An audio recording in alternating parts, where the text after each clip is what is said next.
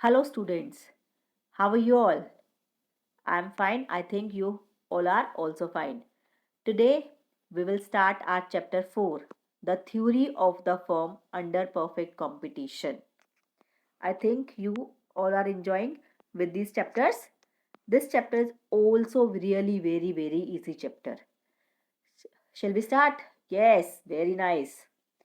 I think you are enjoying very well. In this previous chapter, we studied concept related to a firm's production function and cost curve. Last chapter में हमने production function and cost curve के बारे में पढ़ा था. The focus of this chapter is different. ये chapter बहुत ही ज़्यादा डिफरेंट है. हेयर वी आस्क, यहाँ पर हम पूछ सकते हैं, how does a firm decide how much to produce. इस चैप्टर में हम ये पूछ सकते हैं कि एक फर्म कैसे डिसाइड करती है कि उसको कितना प्रोडक्शन करना है, कितना प्रोड्यूस करना है. Our answer to this question is by no means simple और अनकॉन्ट्रोवर्शियल. हमारा इसके आंसर क्या होगा, इस क्वेश्चन का आंसर क्या होगा कि यह सिंपल नहीं है और ना ही अनकॉन्ट्रोवर्शियल है. We base our answer on a critical. हमारा आंसर बहुत ही क्रिटिकल होगा. If some what unreasonable assumption about firm behavior. हम इसमें assumptions लगा सकते हैं जो कि unreasonable भी हो सकती है कि हमारे firm का behavior क्या होगा. A firm we maintain is a ruthless profit maximizer. क्या maintain करती है वो? Ruthless profit maximizer. So the amount that a firm produces and sells in the market is that which maximizes its profits. जिससे उनके firm के profit किसी product को sell करके मार्केट में उनको प्रॉफिट बहुत ही ज़्यादा मिले. Here we also assume that the firm sells whatever it produces so that output and quantity sold are often used interchangeable. जो भी वो फर्म प्रोड्यूस करती है और अपने प्रोडक्शन को सेल करती है, जो उसकी आउटपुट होती है, क्वांटिटी सेल होती है, वो क्या होती है? इंटरचेंजेबल होती है. The structure of this chapter is as follows. जो इस चैप्टर का स्ट्रक्चर है वो ऐसे है, हम आगे आपको बताएंगे. We first set up and examine in details. सबसे पहले हम इसका सेटअप देखते हैं, कैसा सेटअप बनाया गया है. इंटरेस्टिंग है, बहुत ज़्यादा इंटरेस्टिंग है. You enjoyed and you like very much.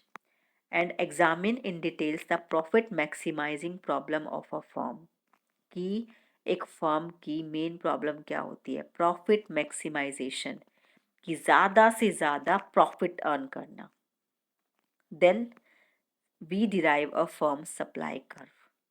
The supply curve shows the level of output then a firm choose to produce at different market prices. Finally, we study how to aggregate the supply curve of individual firm and obtain the market supply curve. इसमें क्या कह रहा है कि जो producer है वो क्या चूज़ करता है? डिफरेंट मार्केट प्राइसेस देखता है अपने आउटपुट के लिए, आउटपुट के लेवल के अकॉर्डिंग. उसके बाद finally we study how to aggregate the study supply curve of individual firm. एक इंडिविजुअल फर्म का सप्लाई कर्व क्या होगा और वो अपने मार्केट सप्लाई कर्व को कैसे ऑब्टेन करेगी, ये सब बताया गया है. Our first point is perfect competition. इसके फीचर्स को डिफाइन करेंगे. In order to analyse a firm's profit maximisation problem. अगर हम कुछ भी एनालाइज करते हैं तो हमारी सबसे पहली प्रॉब्लम क्या होती है किसी भी फर्म की? कि हमें ज़्यादा से ज़्यादा प्रॉफिट चाहिए. We must first specify the market environment in which the firm functions. कि मार्केट का एनवायरनमेंट कैसा है जहाँ पर फर्म अपने आप को फंक्शन में लाएगी, वर्क में लाएगी. In this chapter, we study a market environment called perfect competition. हम market environment के बारे में पढ़ेंगे जो कि क्या कहलाता है? Perfect competition. A perfect competitive market has the following defining features. जो perfect competitive market होती है उसके कुछ features होते हैं, जैसे कि first one, the market consists of a large number of buyers and sellers. Market में क्या होता है? बहुत ज़्यादा ज़्यादा नंबर्स में बायर्स होते हैं और सेलर्स होते हैं, खरीदने वाले होते हैं और बेचने वाले होते हैं। Second point is each firm produces and sells a homogeneous product. The product of one firm cannot be differentiate from the product of any other firm. इसमें क्या होता है, जो फर्म से प्रोडक्ट्स को सेल करती है वो होमोजीनियस होते हैं, and the product of a one firm cannot B differentiate from the product of any other firm. Entry into market as well as exit from the market are free for firm. जैसे ही हम market में entry ले सकते हैं और exit लेना भी हमारे लिए फ्री होता है। एंट्री लेने के जैसे ही एंट्री लो या exit low, everything is free in the market. Next one is information is perfect. यहाँ पर परफेक्ट इंफॉर्मेशन चाहिए। The existence of a large number of buyers and sellers means that each individual buyer and seller is very small compared to the size of a market. This means that no individual buyer or seller can influence the market by their size. एक single buyer या फिर एक single seller हमारी market को effect नहीं डाल सकता उसके साइज को। Homogeneous products further means that the product of each firm is identical. So a buyer can choose to buy from any firm in the market. Buyer क्या करता है, किसी भी फर्म को मार्केट में से चूज कर सकता है and she get the same product, और वो सेम प्रोडक्ट को भी ले सकता है। Free entry and exit means that it is easy for firm to enter the market as well as to leave it. Free entry exit का मतलब ये है कि जो कोई फर्म है वो इजीली मार्केट में एंटर भी कर सकती है और इजीली मार्केट से लीव भी कर सकती है। This condition is essential for the large number of firm to exit. ये कंडीशन क्या करती है, बहुत ज़्यादा नंबरिंग में फर्म को एग्जिट करती है।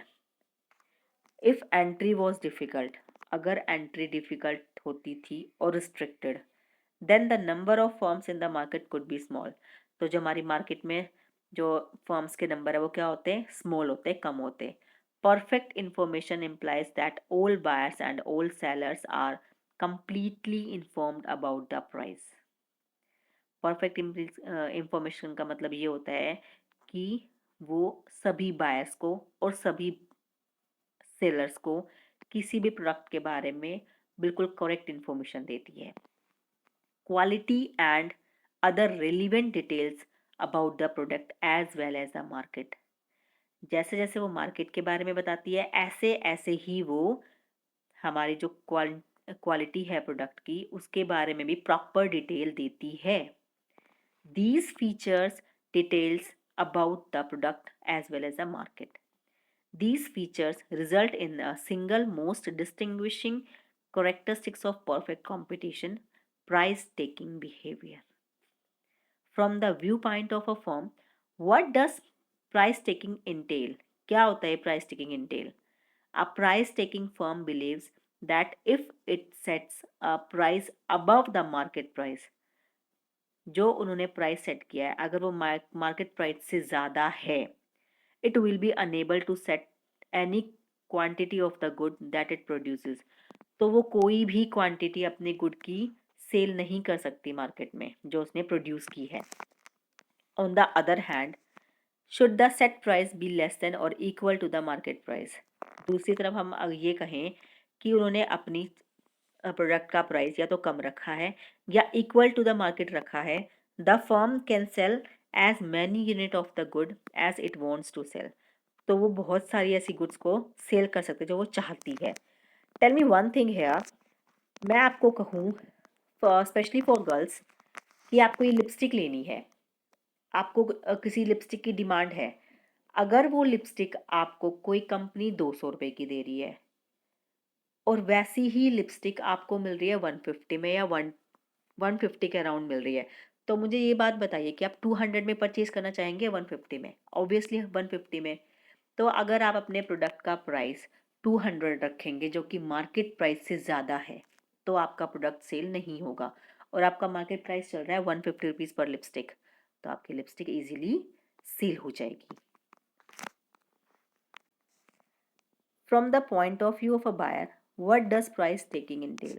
A buyer would obviously like to buy the goods at the lowest possible price. Buyer क्या चाहता है, खरीदार क्या चाहता है कि उसको कम से कम प्राइस पे गुड मिल जाए, चीज़ें मिल जाए.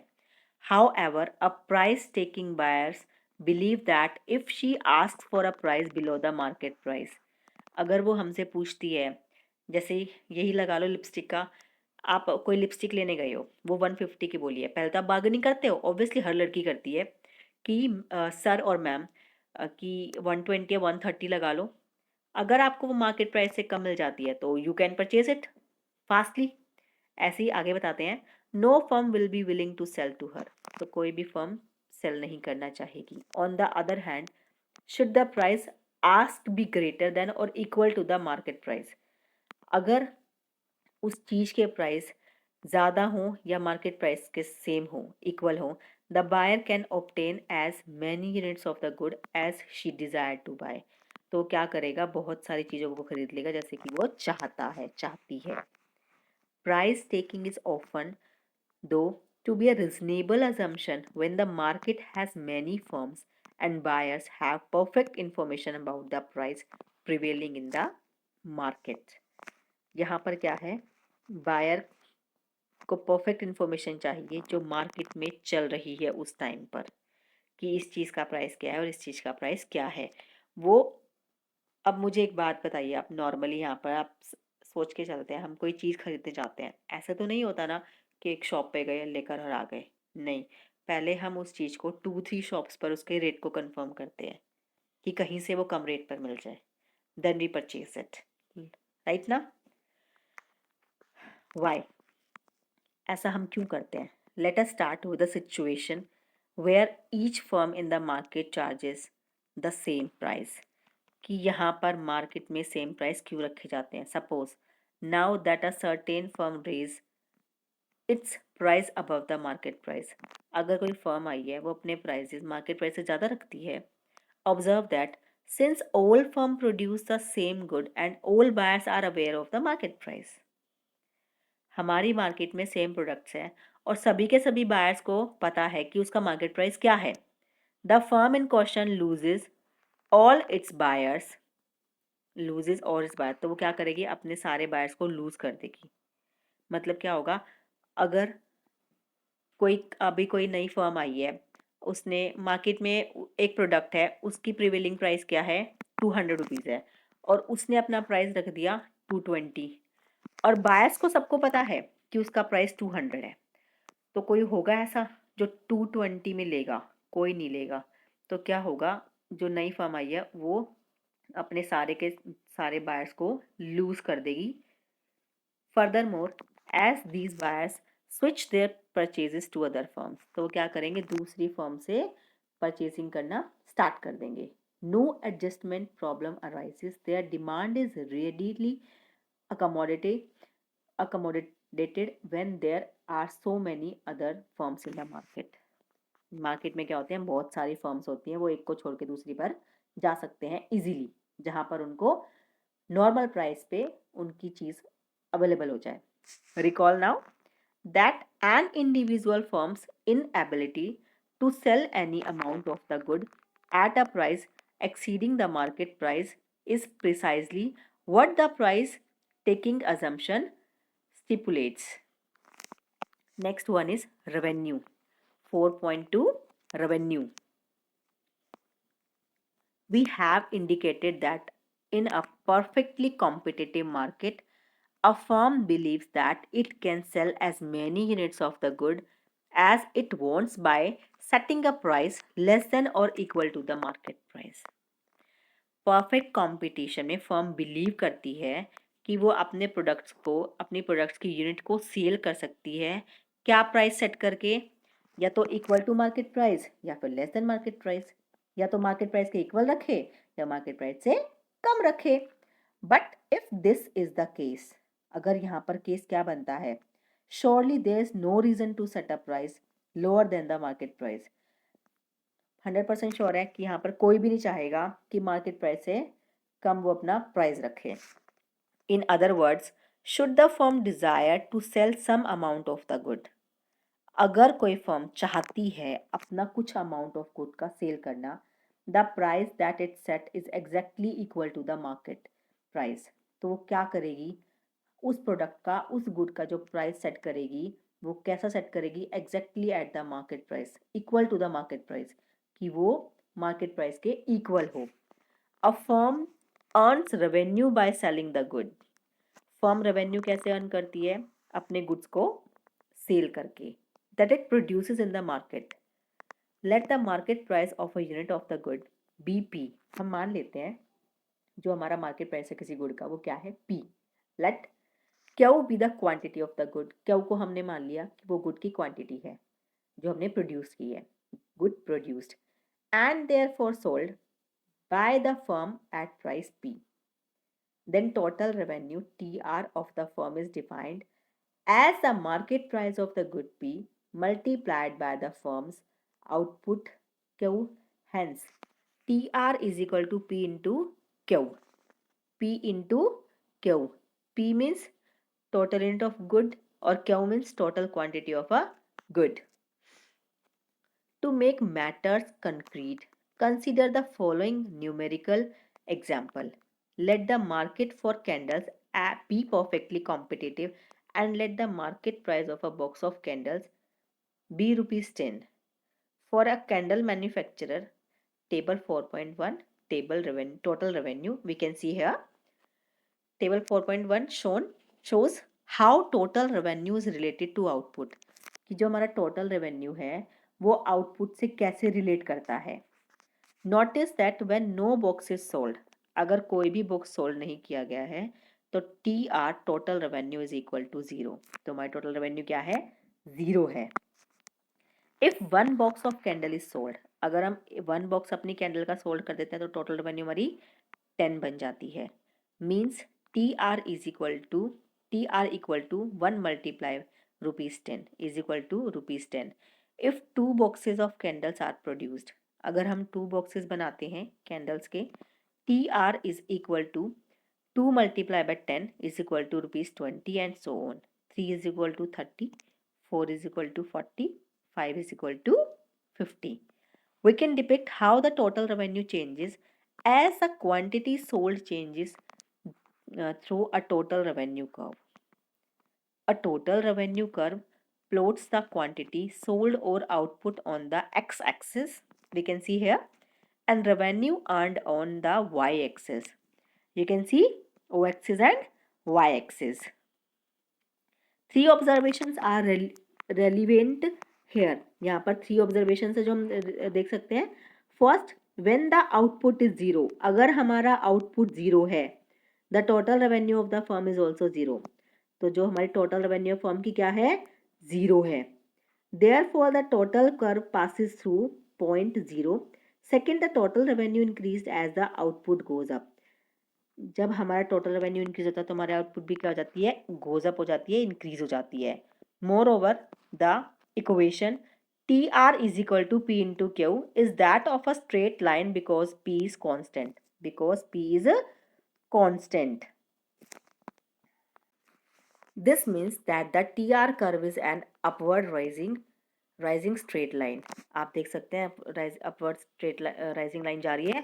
Third, consider the slope of this straight line when the output is 1 unit horizontal distance OQ1 in figure 4.1. The total revenue vertical height AQ1 in figure 4.1 is P into 1 is equal to P. Therefore, the slope of the straight line is AQ1 by OQ1 by is equal to P. The average revenue. We can see the average revenue AR of a firm is defined as total revenue per unit of output. Recall that if a firm's output is Q and the market price is P, market price को P लेके चल रहे हैं और firms के output को Q लेके चल रहे हैं, then TR equals P into Q. Hence formula देखिए, AR is equal to TR by Q is equal to TR कैसे निकालेंगे, P into Q divided by Q is equal to P. In other words, for a price taking firm, average revenue equals a market price. जो हमारा average revenue है किसके equal है, market price के equal है. We can see here equal, price line बिल्कुल equal जा रही है। Now consider figure 4.2। हम फिगर 4.2 को देख सकते हैं। Here we plot the average revenue और मार्केट प्राइस, एवरेज रेवेन्यू और मार्केट प्राइस वाई एक्सिस और different value of a firm's output X axis.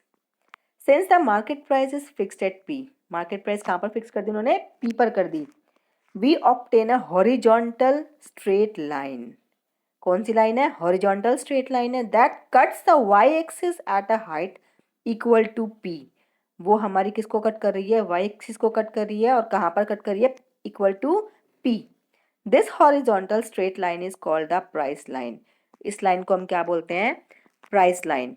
It is also the firm's AR curve under perfect competition.